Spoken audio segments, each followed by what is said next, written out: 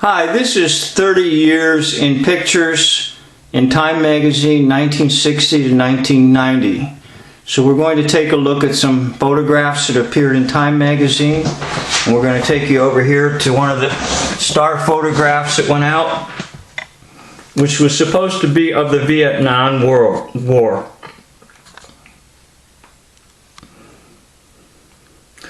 Now immediately you're drawn into this by the one in the center, and I say he has on a babushka.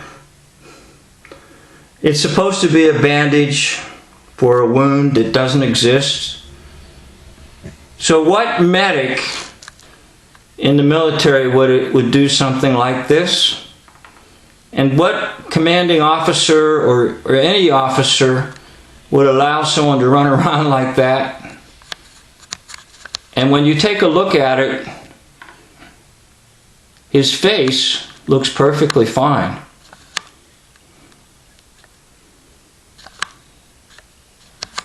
Do you really see anything on the face there that tells you he's bleeding? So it's not really blood, it's just paint, some type of coloring. So everybody's gathered around him and touching him so that your eye is drawn to that immediately. And then you have to say, well, why are we drawn to that? Well, then you go to the next thing, which is where his arms are extending to just a mannequin.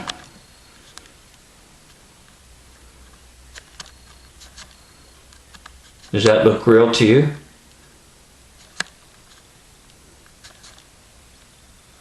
Or does it look like a mannequin in a store?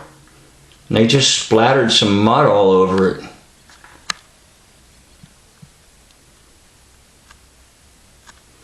Where are the eyeballs? Where are the teeth?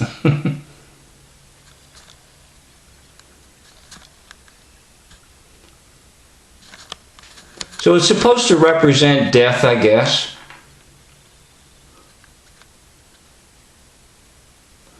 But we'll see something kind of weird down here in the corner with his hand. Take a look at that. What's going on with that?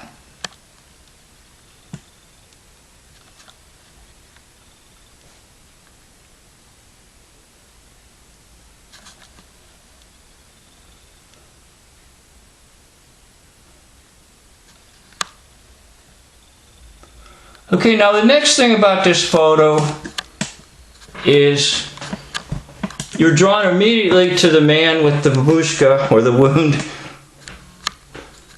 and then you go down to look at the mannequin.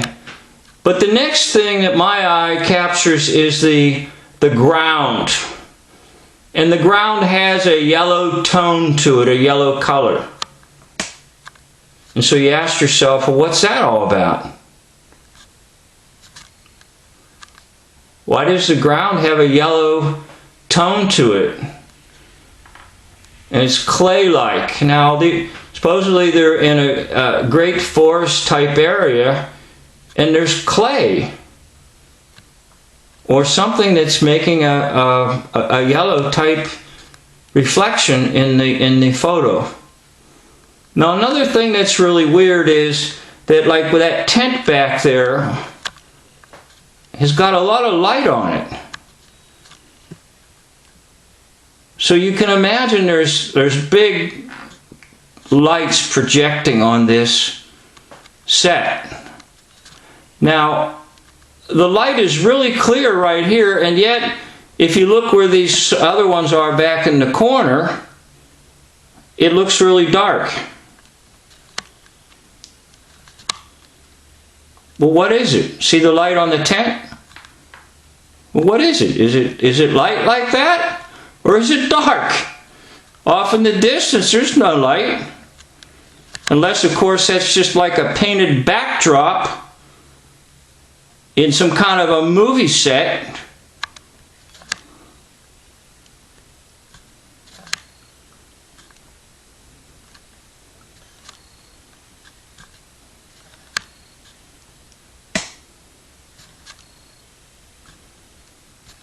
Okay? The lighting doesn't make sense at all. Is the sun out? Is it night? What is it? Why is there so much light right here? Right there at that tent? Because that's the illumined spot. See the ground, how the ground is illumined? And then you're supposed to say, oh my gosh, that's death. Right there. It's just a dummy. Alright, let's go to another one. So I'm going to take you down below here and try to talk you through this one. Okay, now this is supposed to be a napalm explosion, and they're all running and yelling and screaming in terror. The scream of terror. Now the young girl in the middle there, I covered her up so that I'm not getting any bad reactions or anything like that. So I want to suggest to you that her arms don't look natural at all. In fact, her arms actually mimic and imitate a snake. See how they're curved like that? It's as if she has a snake wrapped around her neck. Now I know it doesn't show that, but it's as if. And then if we get real close and examine those hands and fingers, we'll see something's really weird.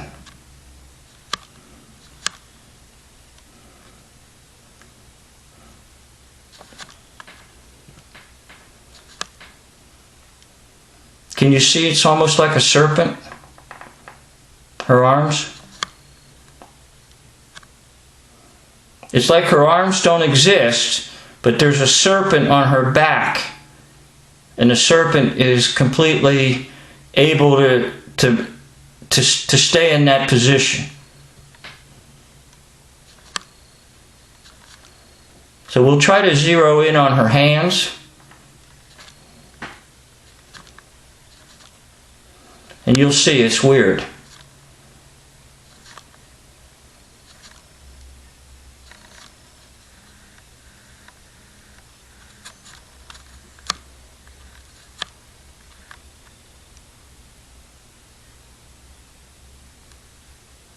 Okay, now we're going to go over to this situation over here. And she's holding the hand of this supposed little boy running in terror. He doesn't really look like he's too terrified, does he? Does he look terrified to you?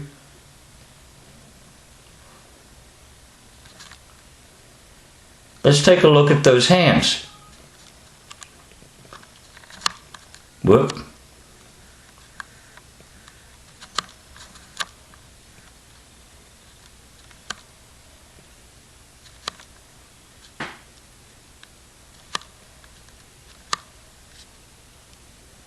Does that look right to you?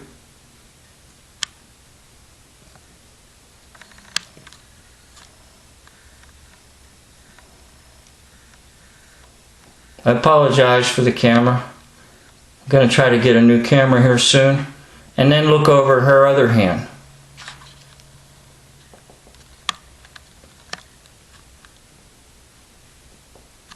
Does that look right to you?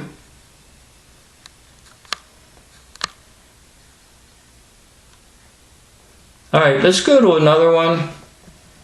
One more.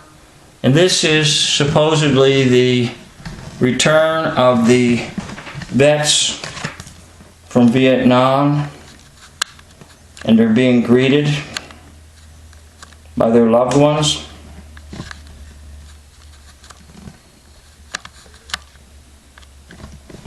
Now what I'm going to try to do is the woman that's furthest in the photo. We're going to just take a look at her skirt and watch what comes into play.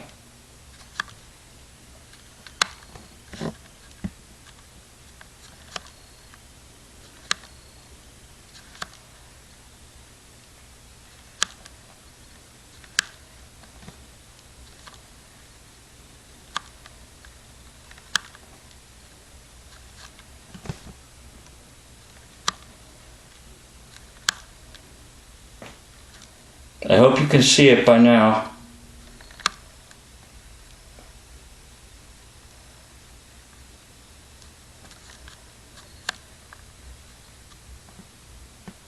Okay, that appears to be a real good shot to show you how these images are embedded. Demonic-like figures. Okay? So when this magazine came out, people just leaped right through it. Oh, look. A returning soldier being greeted by his family. And they don't ever see the demon. So that's telling you that there's something wrong here. And those images are embedded intentionally. It's not a fluke, because they're all throughout a lot of photographs. I've been studying this for many years and I see them all the time. And it's not my imagination, okay? They're numerous. And it's their way of putting a demonic signature on the photographs that they're selling to the public. So this would have come out in, I think, 73. Okay, well, I'm going to stop this video right here, and I do want to thank you for hanging in there with me, despite my lack of great camera skills. Again, my purpose is just to make a contribution and not impress you with a lot of technical skills. So I thank you for watching this video.